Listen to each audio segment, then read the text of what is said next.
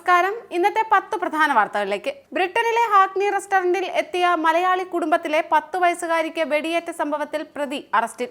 Police പിടിയിലായത് ജാവോൺ Rayleigh എന്ന 32-കാരൻ. പ്രതിക്കെതിരെ ചുമത്തിയിരിക്കുന്നത് 4 കൊലപാതക ശ്രമങ്ങൾ.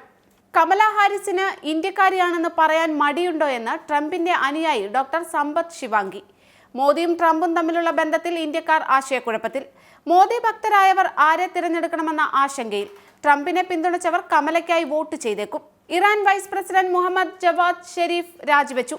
പ്രസിഡന്റ് മസൂദ് പെസഷ്കിയാനുമായുള്ള വിയോജിപ്പിനെ തുടർന്നാണ് ജവാദ് ഷെരീഫിന്റെ രാജി. 2 ആഴ്ച മുൻപ് മാത്രം വൈസ് പ്രസിഡന്റായ മുഹമ്മദ് ജവാദ് ഷെരീഫിന്റെ രാജി പുതിയ സർക്കാരിന്റെ കടുത്ത ഭിന്നതയാണ് പുറത്തു കൊണ്ടുവന്നത്. ഹമാസിന്റെ പുതിയ തലവൻ യഹിയ സിൻവാർ ഒളിച്ചിരിക്കുന്നു എന്ന് കരുതുന്ന ടണലുകൾക്ക് മുന്നിൽ പ്രത്യേക സേനയെ വിന്യസിപ്പിച്ച് ഇസ്രായേൽ. തുരങ്കങ്ങൾ കൈകാര്യം ചെയ്യാൻ പ്രത്യേക പരിശീലനം സിദ്ധിച്ച യഹാലോം എന്ന കമാൻഡോ വിഭാഗത്തെയാണ് ഇസ്രായേൽ വിന്യസിപ്പിച്ചതെന്നാണ് വിവരം. ചെങ്കീരികൾ എന്നാണ് ഈ കമാൻഡോ വിഭാഗം അറിയപ്പെടുന്നത് തന്നെ.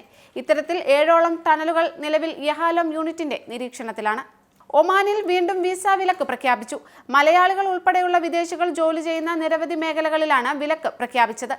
സെപ്റ്റംബർ 1 മുതലാണ് നിയന്ത്രണം നടപ്പിലാക്കുക.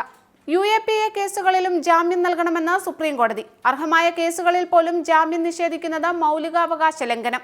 UAPA പോലുള്ള ഗുരുതര കുറ്റം ചുമത്തി അറസ്റ്റിലായവർക്കും ചട്ടം പരിശോധിച്ച് ആവശ്യമെങ്കിൽ കോടതികൾ ജാമ്യം അനുവദിക്കണമെന്ന് സുപ്രീം കോടതി ജസ്റ്റിസുമാരായ അഫയ് എസ് ഓക്ക, അഗസ്റ്റിൻ ജോർജ് മസീഹ് എന്നിവരടങ്ങുന്ന ബെഞ്ച് വിധിച്ചു. ശിരൂരിൽ മലയാളി ലോറി ഡ്രൈവർ അർജുനെ കണ്ടെത്താനായി മത്സ്യത്തൊഴിലാളി ഈശ്വർ മാൽപ്പയുടെ നേതൃത്വത്തിൽ തിരച്ചിൽ നടത്തി.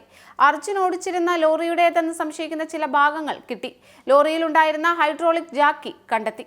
കാഫിർ സ്ക്രീൻഷോട്ട് വിവാദത്തിൽ CPM-നെതിരെ ഗുരുതര ആരോപണവുമായി VD സതീശൻ.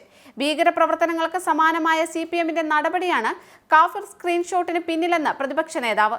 കാഫിർ സ്ക്രീൻഷോട്ട് ആദ്യം പ്രചരിച്ചത് ഇടത് സൈബർ വാട്സാപ്പ് ഗ്രൂപ്പുകളിൽ. വയനാട്ടിൽ വീണ്ടും ശക്തമായ മഴ. ചൂരൽമല മുണ്ടക്കൈ മേഖലയിൽ നിന്ന് 83 പേരെ മാറ്റിപ്പാർപ്പിച്ചു. മഴ മൂലം ഇന്നലെ മുടങ്ങിയ സംസ്കാരം ഇന്ന്. കാണാതായവർക്കുള്ള തെരച്ചിൽ തുടരും. വിദഗ്ധ സംഘം ദുരന്തബാധിത മേഖലയിൽ വിവരശേഖരണം തുടരുന്നു. ഒളിമ്പിക്സ് കുസ്തിയിൽ വെള്ളി മെഡൽ അനുവദിക്കണമെന്ന വിനേഷ് ഫോഗട്ടിന്റെ അപ്പീലിൽ വിധി പറയുന്നത് വെള്ളിയാഴ്ചത്തേക്ക് മാറ്റി. കേസ് മാറ്റിയത് അന്താരാഷ്ട്ര കായിക തർക്ക പരിഹാര കോടതി. കേസ് വിധി പറയാൻ മാറ്റുന്നത് ഇത് 3-ാം തവണ. ഇതോടെ ഇന്നത്തെ 10 പ്രധാന വാർത്തകൾ ഇവിടെ പൂർണ്ണമാകുന്നു. കൂടുതൽ വാർത്തകൾക്കും വിശദ വിവരങ്ങൾക്കും Anand TV UK channel subscribe ചെയ്യൂ. ഒപ്പം Anand TV mobile app download ചെയ്ത് സൗജന്യമായി ആസ്വദിക്കൂ.